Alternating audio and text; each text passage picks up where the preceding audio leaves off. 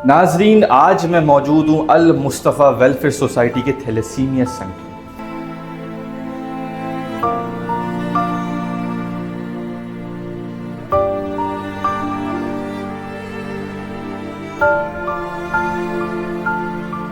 तकलीफ हो रही है?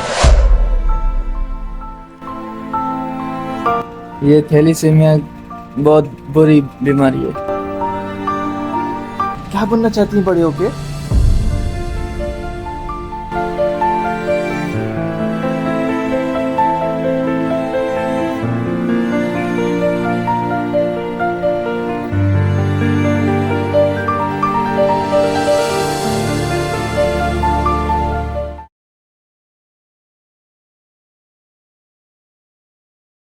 नाजरीन, आज मैं मौजूद हूँ अल मुस्तफ़ा वेलफेयर सोसाइटी के थैलेसीमिया सेंटर। थैलेसीमिया एक ऐसा नाम है जो कि ऑब्वियसली एक डिजीज़ है, जेनेटिकल बॉडी और उसके जो रेड सेल्स की एबिलिटी होती है बनाने की, उसकी जो है वो मुकाबले में खड़ी होती है, जिसकी वजह से ऑब्वियसली उसके सेल्स बनते नहीं हैं।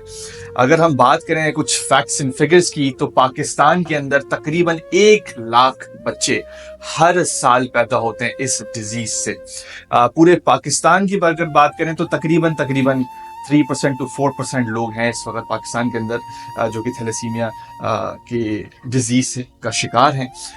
इस इदारे के अंदर फ्री के अंदर यहाँ पे बच्चों को थैलेसीमिया का पूरा ट्रीटमेंट दिया जाता है, कंसल्टेशन की जाती है, मैनेजमेंट की जाती है और पूरा का पूरा प्रोसेस अभी हम आपको दिखाएंगे, और साथ साथ मेडिसिन भी दी जाती है। तो आज हम बात करेंगे डॉक्टर उस्मान साहब से, जो कि इस इदारे के अंदर मौजूद हैं, और बातें करेंगे थैलेसीमिया के बारे में, कुछ बेसिक बातें करेंगे, कुछ नॉलेज के बारे में बातें करेंगे। चलिए मिलते हैं डॉक्टर उस्मान साहब से।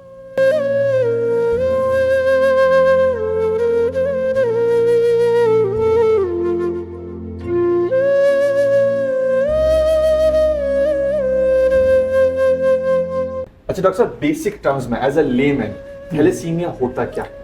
थैलेसीमिया बेसिकली ब्लड की कमी है। अब इन बच्चों में जैसे एनीमिया हम लोग कहते हैं ब्लड की कमी को, तो उसी के ही डेरिवेटिव में से थैलेसीमिया। अब इन बच्चों में जैसे है कि बोन मैरो में ब्लड बनाने की सलाहियत कम हो जाना या ख़त्म हो जाने में होता है, जिसमें माइनर में ये है कि आपके बोन मैरो में ब्लड बनाने की सलाहियत कम होगी, बट माइनर जब आपके पेरेंट्स होंगे तो वो मेजर में आपका तब्दील हो जाएगा, जिसमें बोन मैरो में ब्लड बनाने की सलाहियत ही ख़त्म हो जाती है, जिसकी वजह से बच्चे ब्लड डिपेंडेंट हो जाते हैं। उसमें फिर यही है कि आपके क्रॉस मैचेस वगैरह करके हम लोग ब्लड अरेंज करते हैं, और इनको एवरी 15 to 20 डेज़ ब्लड लगाना ज़रूरी होता है। ये इतने डिपेंडेंट होते हैं ब्लड के। और उसके साथ फिर हमारी कुछ मेडिकेशंस होती हैं जो उनको थोड़ा सा प्रोलॉन्ग ड्यूरेशन की करती है। तो अच्छा, तो अल्फा और बीटा के बारे में बात करें तो इसमें अल्फा और बीटा भी होता है, राइट?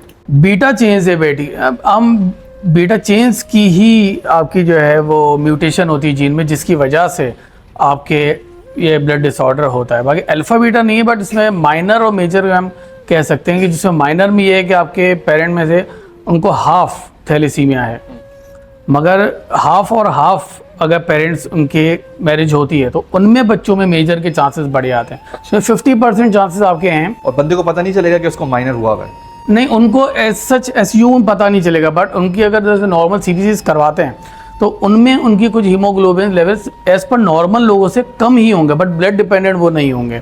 तो उनमें अगर वो थोड़ा सा एक डाउटफुल होता है तो वो आप चेक करवा सकते हैं। HB इलेक्ट्रोफोरेसिस या जीन म्यूटेशन है, उसके थ्रू आपको पता चल सकता है कि माइनर भी है।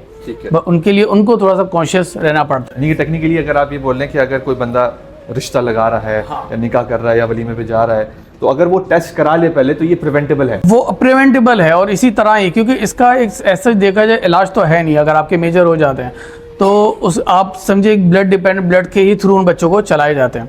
तो उससे बेहतर ये प्रिवेंटेबल यही चीज़ है कि अगर आप शादी से पहले ये टेस्ट करवा लेते हैं तो उनमें आपके बच्चों में चांसेस हैं कि अगर माइनर भी एक पेरेंट है और दूसरा नहीं है तो बच्चों को कोई इशू नहीं होगा और पूरी प्रोलॉन्ग अपनी लाइफ अच्छे से गुजार सकते हैं। ठीक है। और अगर दोनों को माइनर है तो देन वी हैव चांसेस के मेजर हो सकते हैं। लेकिन अगर दोनों को माइनर है तो ऑब्वियसली उसको फैमिली प्लानिंग तो करनी है। बिल्कुल। तो क्या वो फैमिली प्लानिंग कर सकता है या वो नहीं कर सकता? आपके पास उसमें 25% चांसेस हैं कि आपका बच्चा मेजर होगा। 50% चांसेस ये हैं कि उनको कुछ भी ना हो, कोई म्यूटेशन ना हो, और 25% चांसेस हैं कि उनको माइनर हो, ठीक है। माइनर भी हो। तो आपका उसके फैमिली प्लानिंग ये है कि 25% आपके पास चांसेस हैं, वो 25% जीरो नहीं हो सकता किसी भी। वो जीरो नहीं हो सकता इफ बोथ आर माइनर, तो देन फिर वो जीरो कभी भी नहीं हो सकता उसमें, क्योंकि आपके 50% चांसेस हैं कि शायद आपके बच्चों में ना हो, बट उनमें कुछ एलिमेंट रहेगा, उनमें भी कुछ एलिमेंट आपका बिल्कुल रहेगा। तो ये क्योरेबल नहीं, ये मैनेजेबल है। मैनेजेबल है, क्योर नहीं कर सकते, क्योंकि अगर हम बोन मेरो ट्रांसप्लांट की तरफ भी जाते हैं तो एक तो वो बहुत कॉस्ट इफेक्टिव है, बहुत ज़्यादा, एंड इफ़ अगर आप उसको पॉसिबल कर भी लेते हैं तो उनमें हमारे कुछ क्राइटेरियाज आते हैं, उनमें आपकी सारी सर्जरीज करने के बाद भी आपके पास 40% चांस है कि वो बोन मेरो ट्रांसप्लांट सक्सेसफुल हो और बच्चा ब्लड बनाना शुरू करे। 60% यही है कि शायद वो लाइफ लॉन्ग यूँ ही रहे। तो उससे बेहतर ये है कि हम लोग उस मैनेजमेंट की तरफ जाएं, हम इनको प्रिवेंट करें और उसको मैनेज करें, तो वो हमारे लिए एक बेटर ऑप्शन है। हाँ, जैसे हमारे पास कोई बच्चे हैं ऐसे जिनको 5-5, 10-10 साल हो गए, ब्लड नहीं लगता, with the proper medicine proper timely अगर चीज़ों को देखा जाए। अच्छा, उनको ब्लड नहीं लगता? उनको ब्लड नहीं लगता, उसकी वजह क्या है?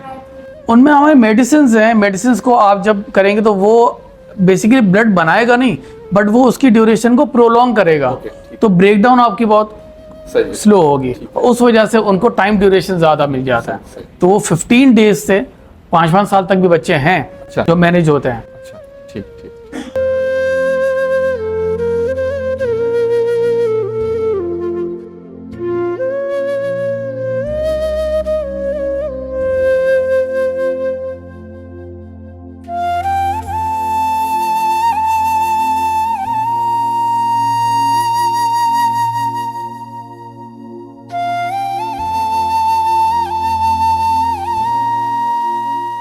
अच्छा डॉक्टर साहब, जिस तरह से आपने अभी बताया है कि ऑब्वियसली आप टेस्ट पहले करा लें, अब सवाल ये है कि एक बंदे को कैसे पता चलेगा कि शायद उसके अंदर थैलेसीमिया या उसके बेटे के अंदर थैलेसीमिया है? कुछ सिम्टम्स आते हैं?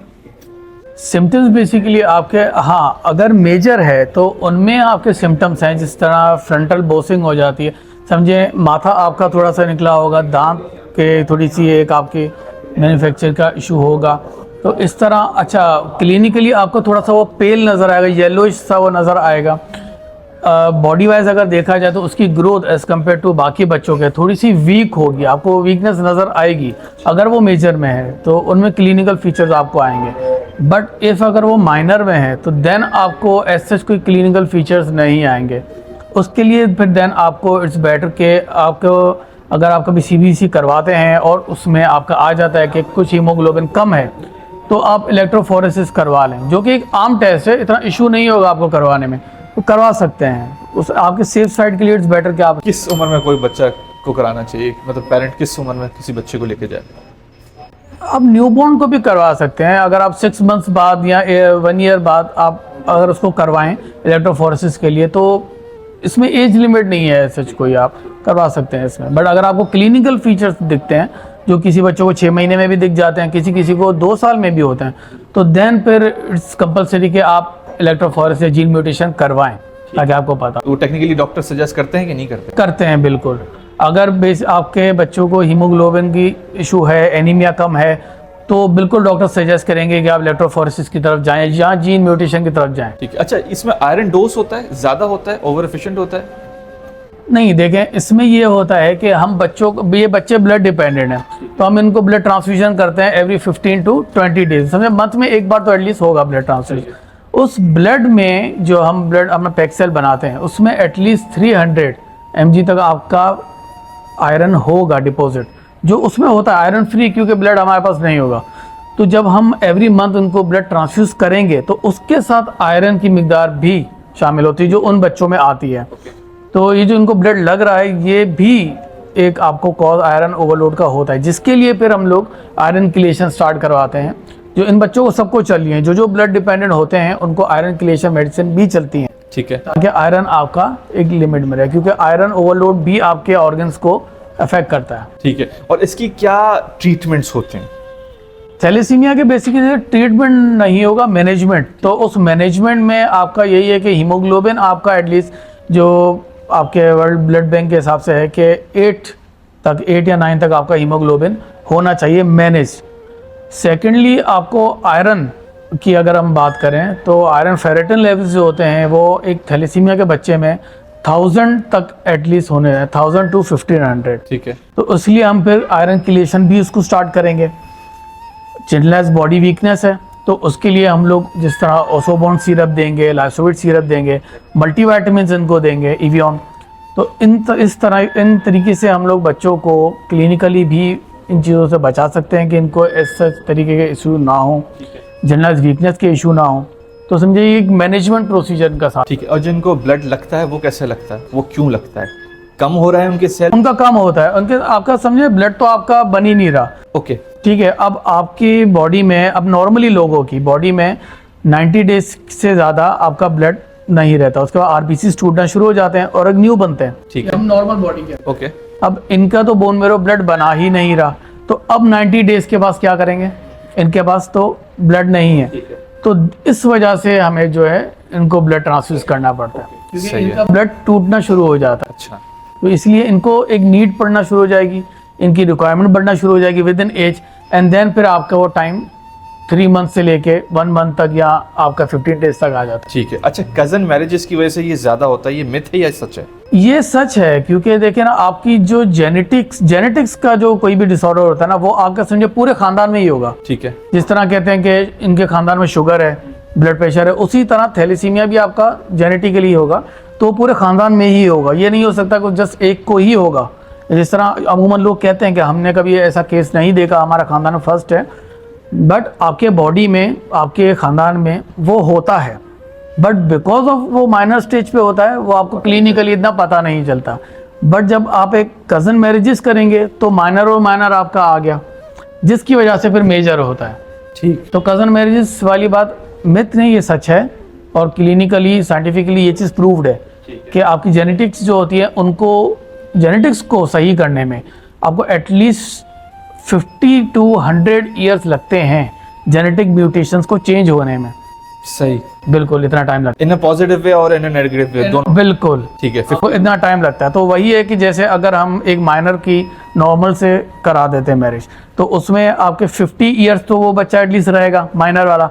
अब जब वो किसी से शादी करेगा तो और उनका 5% चांस कम हो जाएगा, और इस तरह करके आपका ये चीज़ ख़त्म हो सकती है अगर इसको एक बहुत लॉन्ग प्रोसेस की प्रोसेस लॉन्ग होगा। बिल्कुल इसका, ठीक है। क्योंकि जेनेटिकल इशू है तो टाइम भी ज़्यादा लगेगा। अच्छा, अगर ईरान की बात करें, साइप्रस की बात करें, तो वो लोग निकाह नामा तभी इशू करते हैं जब थैलेसीमिया का वो पूरा सैंपल कराते हैं और पूरा टेस्ट कराते हैं। टेस्ट के बाद पाकिस्तान के अंदर ऑब्वियसली ये नहीं है। तो क्या कहना चाहेंगे आप गवर्नमेंट पाकिस्तान को, या इदारों को, या हॉस्पिटल्स को, या न्यू पेरेंट्स को, कि सबसे पहले आप शादी से पहले आप टेस्ट करा दें? ये ज़रूरी है कि आप टेस्ट करवाएं। इसलिए नहीं कि आपको क्लिनिकल फीचर्स हैं, इसलिए कि आपके बच्चे का फ्यूचर है। तो इसलिए बिल्कुल लाजमी है कि आप शादी से पहले आप अपने नॉर्मल रूटीन के टेस्ट आप लाजिम कराएं, ताकि अगर जेनेटिक सिर्फ थैलेसीमिया ना हो, अगर कोई और भी जेनेटिकल बीमारी हो, तो आप उसको पहले इस चीज़ को देख सकें, ताकि वो आपके बच्चे में उस चीज़ को आप कैरी ना कर सकें। ठीक। तो ये ज़रूरी है कि करवाएं। अच्छा डॉक्टर साहब, अभी अगर किसी पेरेंट को पता चली है कि उसका बेटा या बेटी थैलेसीमिया का शिकार हो चुका है, तो पहला स्टेप उसका क्या होना चाहिए? पहला स्टेप, अगर उनके टेस्ट में पॉजिटिव आ चुका है, तो देन फिर यहाँ पे अलग अलग थैलेसीमिया डिपार्टमेंट्स हैं हमारे पाकिस्तान में, कराची में, तो आप उनके पास जाएंगे।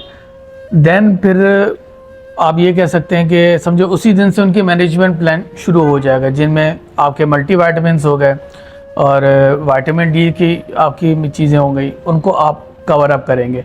इफ़ उसके बाद अगर हीमोग्लोबिन कम होता है, जो कि ऑब्वियस होगा, तो देन हम उनको ब्लड डिपेंडेंट की तरफ, क्योंकि ब्लड डिपेंडेंट हो जाएंगे, हम उनको शुरू करवाएंगे।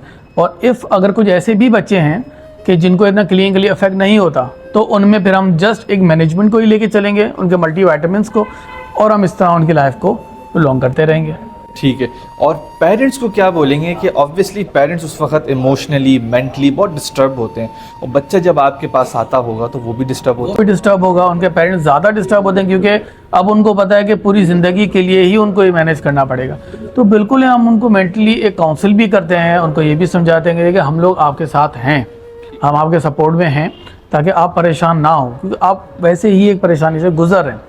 तो हम उनको यही मेंटल काउंसलर कर सकते हैं कि हम आपके साथ हैं इन चीज़ों में और हम आपके साथ खड़े हैं।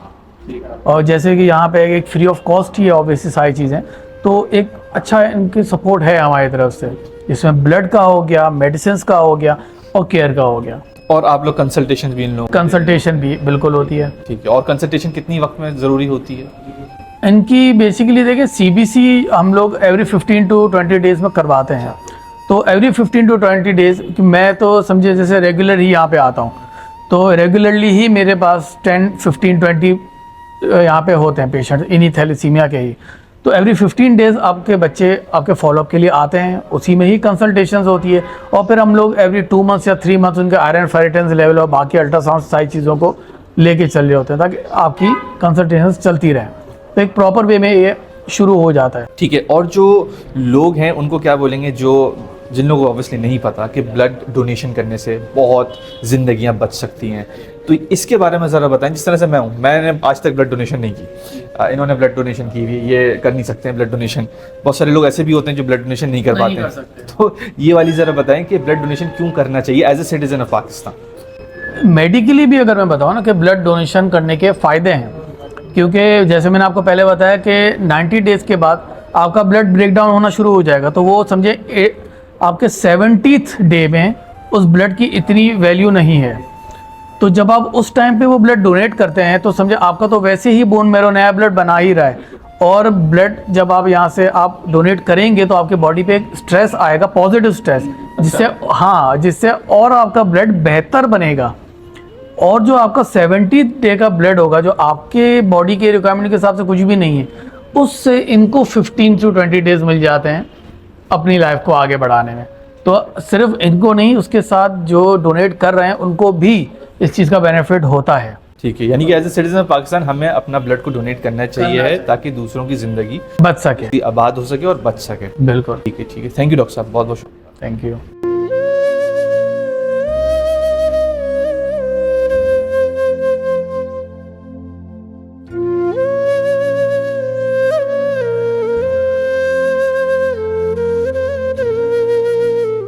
चलिए अब बच्चों से बात करते हैं। अस्सलाम बेटा। वालेकुम अस्सलाम। कैसी हैं आप? मैं ठीक। नाम क्या है आपका? मेरा नाम मारिया है। मारिया है नाम आपका? मारिया का मतलब क्या होता है? नहीं पता? एजुकेशन करिए, आप पढ़ाई कर रही हैं? मैं सिपारा पढ़ रही हूँ। सिपारा पढ़ रही हैं? कौन सा सिपारा पढ़ रही हैं? अलिफ बे वाला। अलिफ बे वाला। अलिफ बे आती है आपको? सारी आती है आपको? थोड़ी थोड़ी आती है आपको? थोड़ी सी सुनाए। अलिफ बे पे टे से जिम।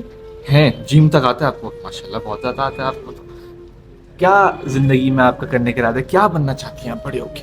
मैं मिस बनना चाहती मिस बनना चाहती हैं, टीचर बनना चाहती हैं, फिर आप पढ़ाएंगी बच्चों को? क्या पढ़ाएंगी फिर आप? अलिफ बे पढ़ाएंगी, जैसे आप पढ़ रही हैं वैसे पढ़ाएंगी सब? हैं? तकलीफ हो रही है? तकलीफ नहीं हो रही? यहाँ पे सब सही है? कोई तंग तो नहीं करता आपको? पक्की बात है, कोई तंग करे तो मुझे बताएं। पक्की बात है, सब सही है? मिस, हाँ, मिस बन के मारोगी तो नहीं बच्चों को? डांटोगी तो नहीं? पक्की बात है? ऐसी हंसती रहोगी? अल्लाह पाक आपको ऐसी हंसाता रहे इंशाल्लाह, ठीक है? अल्लाह पाक आपको ज़िंदगी दे, अल्लाह पाक आपको मिस बनाए, ठीक है? फिर मैं भी आपका स्टूडेंट बनने की कोशिश करूँगा, सही है? ठीक है, चलो बच्चे। अस्सलाम वालेकुम बेटा, कैसे हैं आप? क्या हुआ? नहीं, कोई बात नहीं। अस्सलाम वालेकुम, वालेकुम अस्सलाम। कैसी हैं आप? ठीक हो? तबीयत ठीक है आपकी? फील सही कर रही हैं? नाम क्या है आपका? फरजाना। फरजाना नाम है आपका। पढ़ रही हैं? क्या पढ़ रही हैं? ट्यूशन। हैं? ट्यूशन? ट्यूशन में क्या पढ़ रही हैं? ABCD पढ़ रही हैं? 1 2 3 पढ़ रही हैं? हैं? आती नहीं है? कोई बात नहीं, आती तो कोई भी नहीं है, ये तो आप बच्चे हैं, अभी आती रहेगी आपको, आहिस्ता आहिस्ता आएगी। बड़े होके क्या बनना है? डॉक्टर। डॉक्टर बनना है? हैं? तो कैसी डॉक्टर बनेंगी आप? किस चीज का इलाज करेंगी? अल मुस्तफा। अल मुस्तफा के डॉक्टर बनेंगी आप? हैं? हाजी साहब देख लें, आपके पास इंशाल्लाह नया रेडीमेड डॉक्टर आने वाला है आपके पास इंशाल्लाह, पेशेंट से डॉक्टर इंशाल्लाह। आपको यहाँ पे कोई तकलीफ तो नहीं है? कोई तंग तो नहीं करता आपको? पक्की बात है, सब सही है? हाँ। अभी तकलीफ तो नहीं हो रही आपको? चले आपको एक गिफ्ट दें, कोई गिफ्ट देते हैं हम, ठीक है?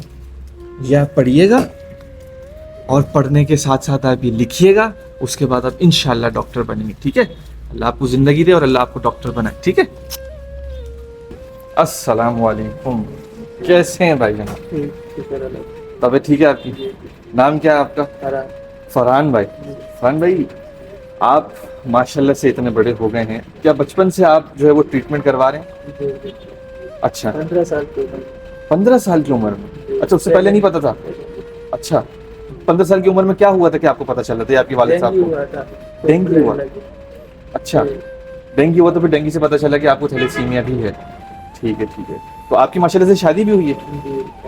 अच्छा, माशाल्लाह खुशल मंगल सब चीज़ें सही चल रही हैं। क्या मैसेज देना चाहेंगे आवाम को कि वो टेस्ट कराए पहले? बिल्कुल टेस्ट कराना चाहिए। क्यों कराना चाहिए टेस्ट?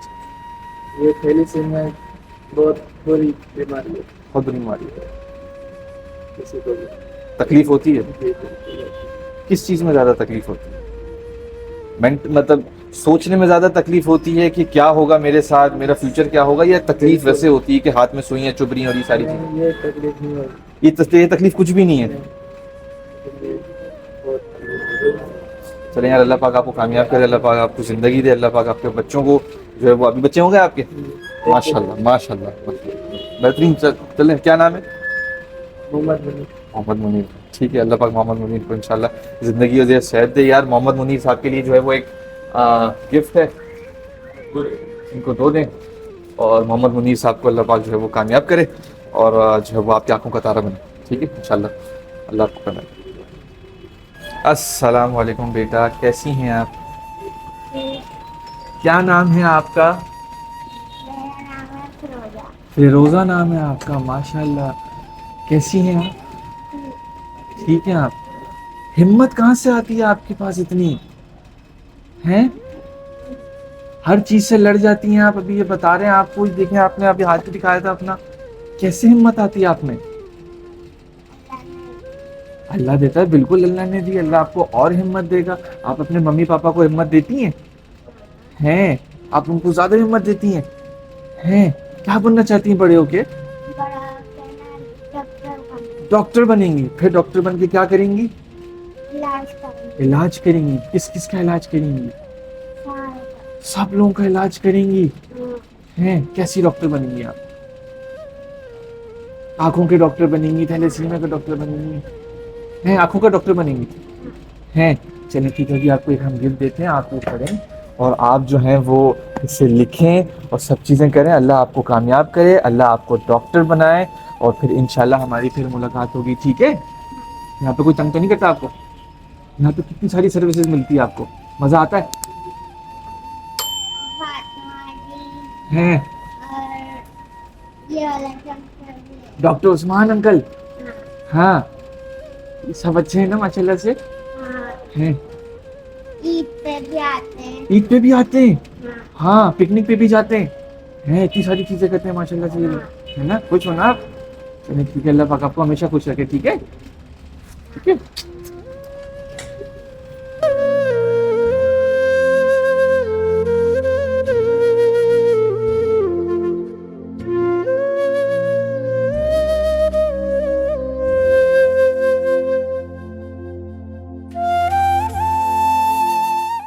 अब हमारे साथ मौजूद हैं मोइन भाई, मेरे तो बड़े भाई हैं ये, सेक्रेटरी इंफॉर्मेशन है अल मुस्तफ़ा वेलफेयर सोसाइटी के। मोइन भाई जी, माशाल्लाह से थैलेसीमिया सेंटर आके विज़िट करके बच्चों से मिलके, डॉक्टर साहब से मिलके, माहौल से मिलके बहुत खुशी हुई।